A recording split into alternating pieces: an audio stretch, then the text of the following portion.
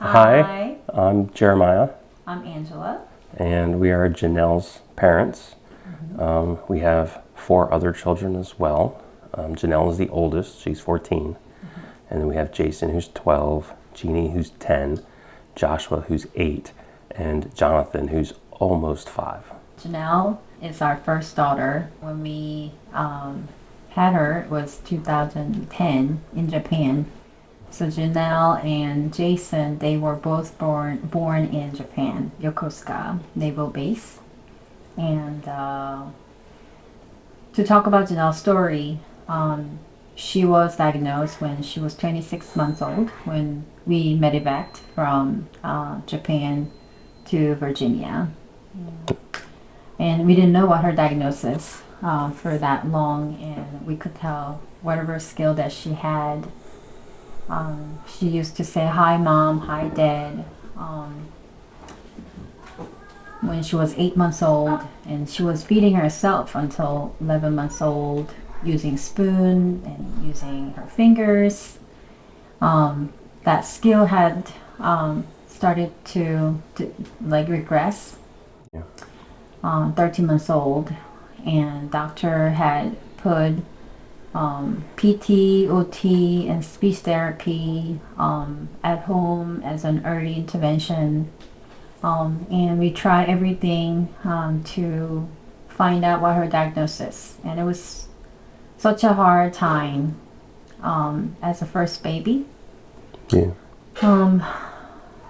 Losing all the hope and just destroying our world and imagination what will be like, when she grows up.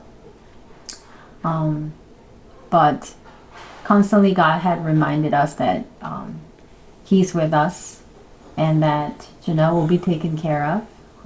So we will try to stay hopeful.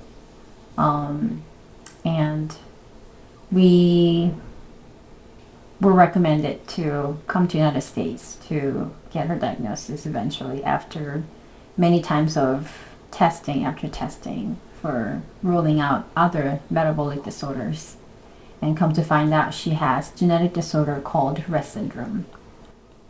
And Rett syndrome affects a gene that regulates brain development.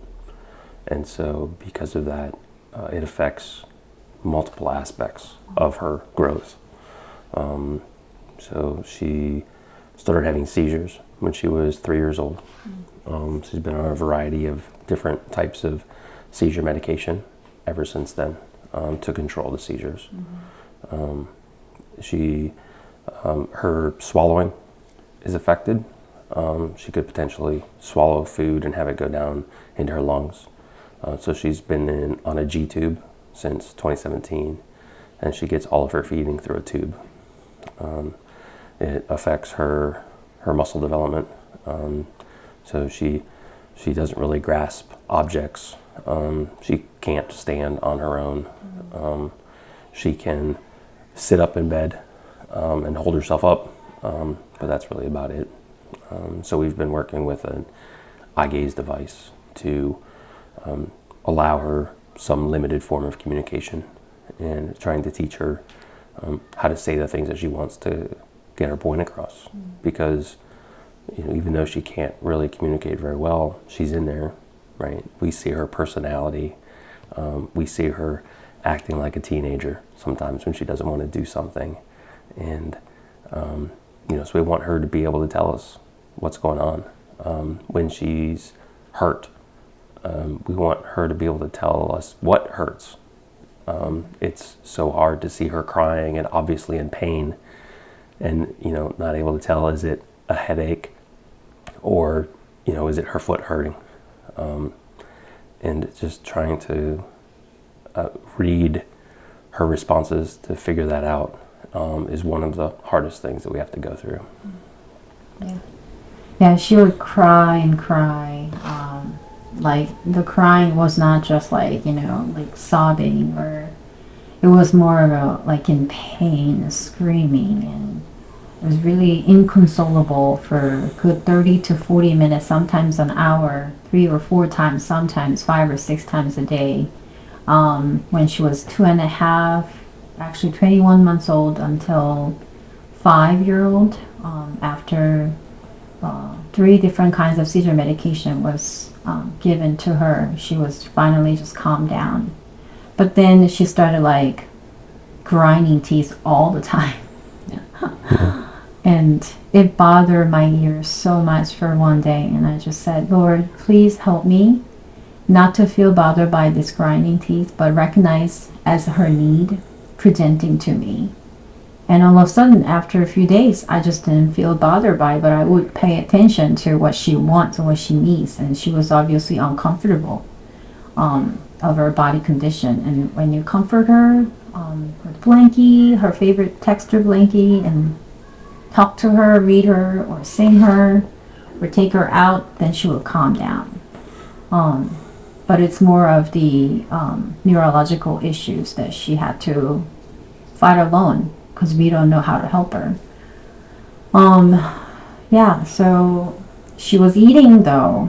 I was able to cook various different kinds of food, and she was eating through her mouth until when she turned 7. That's when she had so many seizures, like 50, 60 seizures within an hour with desaturation 50, 60% of oxygen. And she would just come back right up. And we brought her to the hospital and emergency. And, they put her on ventilator for 36 hours. And we didn't know whether she would make it, but somehow, like, miracle happened. So she was able to get out of the ventilator, and so we're very thankful for that. And from that point on, she was on G-tube, and then she was doing better, like in terms of nutrition. She was growing taller, and she was doing better in terms of seizure conditions, because now we don't have to fight to get her through her mouth, get all the medication through her mouth. But now through her G-tube, she was able to get enough medications that controlled her seizure condition. So she was doing okay. Still cry, still having some conditions that we don't know what is happening, but we can tell every 4 or 5 months every 4 or 5 months she is struggling with some kind of pain. And it was really hard to know. And that's the hardest thing ever as parents, that you don't know how to help. Just helpless all the time. And this is what Rett syndrome parents go through. And a lot of doctors doesn't know about Rett syndrome back then. Nowadays, a lot of people know. But back then, nobody knew about Rett syndrome. So we would be struggling to explain about her condition. And it's not consistently happening. So the medication wasn't prescribed. You would have to find the clinical doctor, and it's hard to meet them. So it was really, really hard years with her diagnosis, with her condition.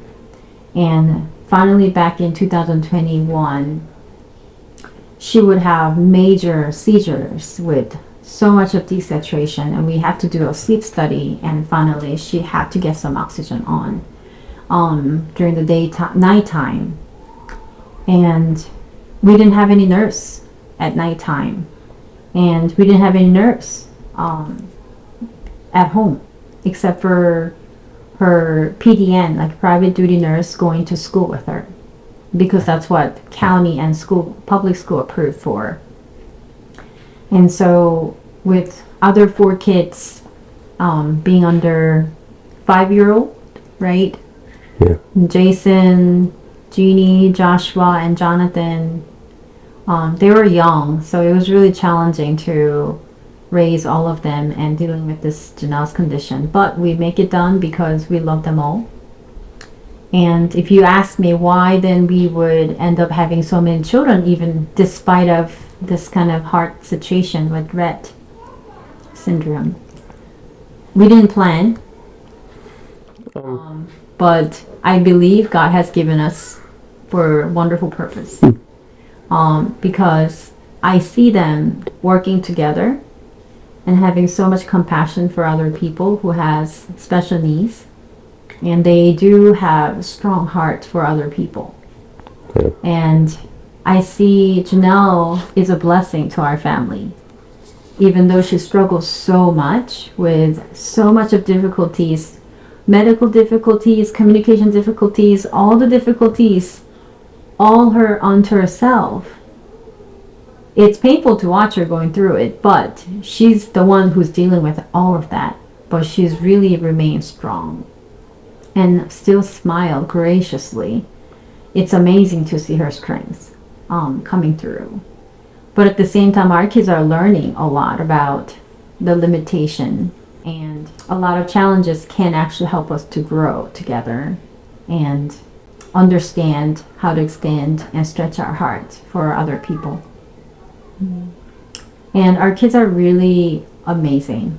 And a lot of special needs families, they struggle to even think about having second or third after they have special needs as a first child.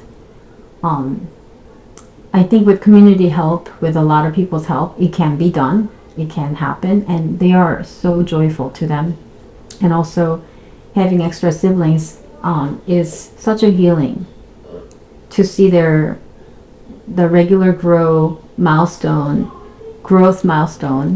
and you can see how much joyful it is. You can really understand how amazing, and it's just a miracle to see them grow normally. And it was very hopeful and healing moment every time when I see them crawling, when I see them walking, when I see them eating and talking. It's joyful. It's amazing. And now, if anything happened to us in the future, the siblings can help them out too. Yeah. And it's amazing. They are willing to help anytime we struggle. Both of us came from, large families that had lots of kids in it, and so that's normal for us. And so when we got married, both of us wanted to have, 3 or 4 children. And so the idea of not having any more children after Janelle, it was something we both wanted to, and the doctors assured us that, Janelle's Rett syndrome was just a random mutation. It wasn't something genetic, and so the other children weren't really more at risk of having Rett syndrome.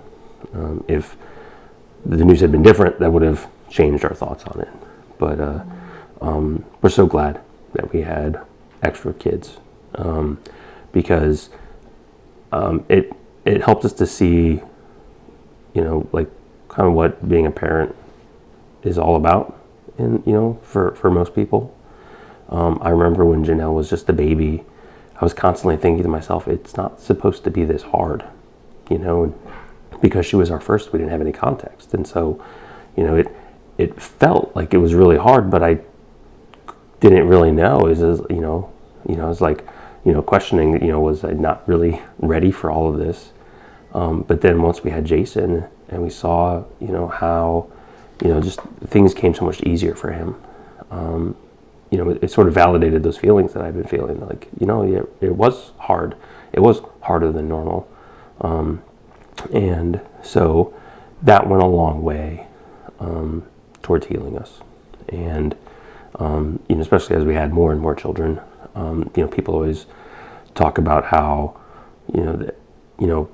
if you only have 2 kids, it seems so much harder to have 3, or if you have 3, it seems so much harder to have 4. But, it's like I always talk about, it's like you go from playing a man-on-man defense to playing a zone defense. After a while, you're just like, I'm not just taking care of one kid, I'm taking care of a group of kids. And whether that group of kids is 2 or 3 doesn't really matter as much. And they do bring so much joy into your life in their individual ways. And they have each other to play with and to grow with. It was, during COVID, it was great that our kids had somebody else that they could play with, even though we had to social distance from other families. And so, we've never looked back on having extra kids. We're quite happy with the number of kids that we have, and the the riot that is always going on in our house at any given time, and just trying to control it and direct it. And they're a lot of fun. And why is disability, how the disabled child affected us? First of all, I consider my daughter, even though she is struggling so many difficulties because of Rett syndrome, I consider that as a blessing.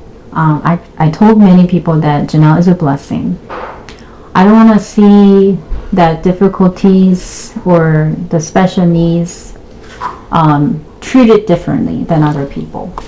And that's one of the things that I realized after having this disabled child, that you understand how important it is to emphasize them, that they are very special and blessing to your life as parents.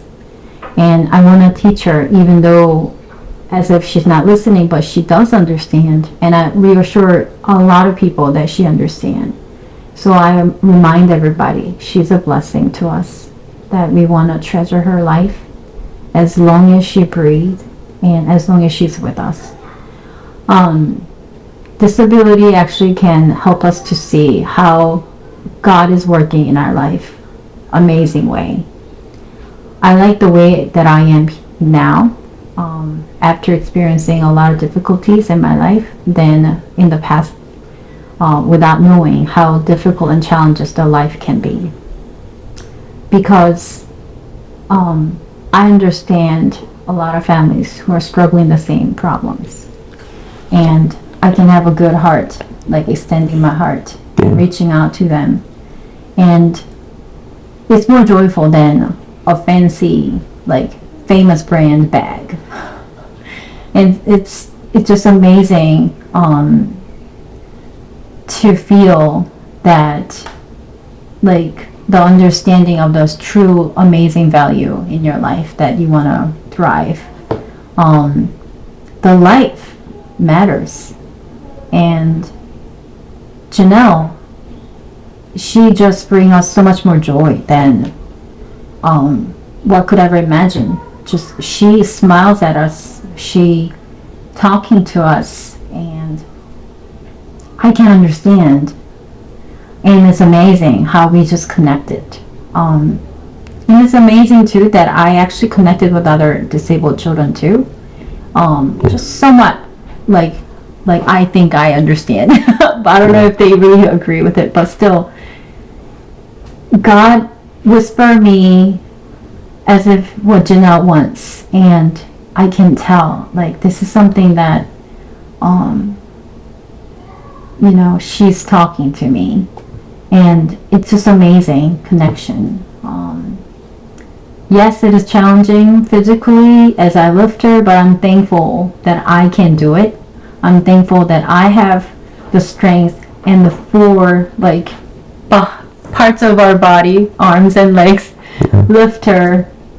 And after doing it, I'm really like, wow, I did it. I helped her today. And she's so happy going out, having fun, being in the light. Yeah. That's one of the reasons why we want to have this van available for us, our family. It was just amazing when my son, during our vacation, Mom, I've never seen actual ocean. Yeah. We just had a vacation last week in 3 years after 2021. And we went to this Virginia beach, and we put Janelle on the sand wheelchair. It's not made out of sand. It's a wheelchair that has a special tire, so you can actually bring her to the sand, where the regular wheelchair can't really do. It's really hard to drag it because it's heavy too. But you can put her on that wheelchair, and you can put her like closer to the water, and she got the wave, and it was like just amazing. And my son and other kids are like, wow, I never felt this amazing view and water waves. And it was just such a beautiful thing to recognize. We treasure that sweet moment, and if I had that all the time, just being available, accessible, how would I understand that? How amazing that is. I know a lot of like special needs kids and moms or special, like disabled people, they probably go through a lot of hard time, and it's challenging and it's really difficult. But when they do feel something amazing, which you probably would know daily basis, normally you can access it without any problem, you recognize how amazing that is. It's a miracle to them. It's a wonderful heaven touch, you know. It's hard for us to go on family trips because we don't all fit in one vehicle, and so we had to take 2 different cars, which means, you know, if we had to take a long trip, we don't get to change out driving. You know, Janelle needs care throughout a trip like that, and so because we don't have one person driving and one person available to take care of her, every time something comes up, we have to stop, and so traveling itself just becomes longer. So that's one of the reasons why I want to get a van. I mean, because of the issues that we have with the van, with the airbags that we haven't been able to fix in like 4 or 5 years now, and wanting to have a van that's big enough to fit all of us, you know, and then, you know, with the reliability issues that we've had with the van, it was in the shop for months, and we didn't even have a handicap van. Anytime I needed to take Janelle for an appointment, it was, you know, just putting her in a regular seat with a regular seat belt, and folding up her wheelchair as best we could and fitting it into the back, you know, having to fold down the back seats just so it would fit, and hoping for the best, you know, that nothing bad happened. And this wheelchair weighs about 34 kilograms. Yeah. And yeah. I can't lift it. Yeah, you know, she can't even pick the wheelchair up to put it in the back of a van like that. So. And it's a manual wheelchair, but if it's automatic, then it's a lot more heavy. Right. Yeah, with the batteries and everything. Yeah. So, you know, thankfully we did get through that period. We got our van back, you know, and it works. It's functional. You know, but we need to plan for the future, right? And plan to have, you know, the kids are all getting bigger. They all need more space, and we'd like to be able to take trips, you know, every summer, you know, even just a couple of hours away for a change of scenery, rather than once every 3 years. So you're talking about how we view disabilities, and one of the things that has struck me is that, you know, when I look at Janelle, I see her as a person, right? I don't see her disability. You know, it's different than what most people experience and have to deal with, but for us it's kind of normal, right? That it's our normal. You know, and I realized that before Janelle, you know, when I saw a disabled person, I saw the disability first, not them as a person. And that's changed. You know, now when I see, you know, other people dealing with whatever challenges that they have, I see them as people. I interact with them as people, you know, whereas before I would have probably just kind of ignored them and walked on by. I go out of my way to say hi, you know, to make eye contact and make sure that they know that I see them as a person as well.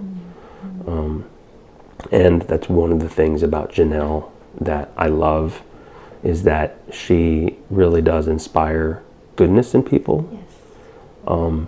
I wish that was something that I did more. You know, whereas I probably have a tendency to be impatient with people and, you know, frustrated that I can't get by somebody on the road, you know, or that they don't understand what I would like them to do. And, you know, I don't think that I inspire the kind of goodness in people that Janelle does. And that is both challenging, you know, that shows me where I should improve as well. It's inspiring, and it's also just heartwarming to see all of these people from all walks of life just see Janelle and want to do good for her and help her. And we get to see that, and that's really, really neat. And just being able to see God at work in all these different ways and through all these different people. And it is. Plus, they didn't even have to go through like us, but they already have the heart set there. And I was like, wow, I'm learning a lot from these people who's coming out to help us. Yeah. And they know better than we do, and we're learning a lot from them. And we weren't prepared, but we're learning and we're growing as we experiencing all these people. And Janelle, last year she had gone to ER about 6 times, and it was so challenging. She had so many UTIs and so many problems with her, viruses and seizures. And it was so challenging to go through, but we have so many people coming to us and asking us what they can do and to help us, and it's just been amazing to see the waves of people. The community really helped us out, and that's really make us feel supported and strengthened too. And in the meantime, I see Janelle going through all those tough times, like so strongly reminded of Jesus Christ, to be honest. We believe in God, and like she's bringing all these people. She's the one who suffered the most, but she's the one who's strongly holding all of us together. And it's really hard to watch my child go through such pain, and just really, we just don't know what to do sometimes. But I recognize, I don't know how to put this together, but like, yes, I'm serving Jesus Christ here, and I see her as him, and not that I'm calling her God, but I'm just saying that, we serve God, and we need to see our kids, as a representative of, or the image of God, that we have to serve our kids, teach our kids to be good, but at the same time serve, and help them out to be good people in the world, as the light and the salt. And she reminds me of how, God is carrying the yoke with us. That's what I see. Like, it's painful, but at the same time, we're grateful. I don't know if that makes sense to you. Like, it's painful. It's just like penetrating my heart, but we're grateful at the same time. And peaceful in the end. Knowing that He's not going to let us be alone. And she's with God. God is with her. And helping her go through. So, to me, this disability is challenging, but it can be a blessing to understand that God's presence with us.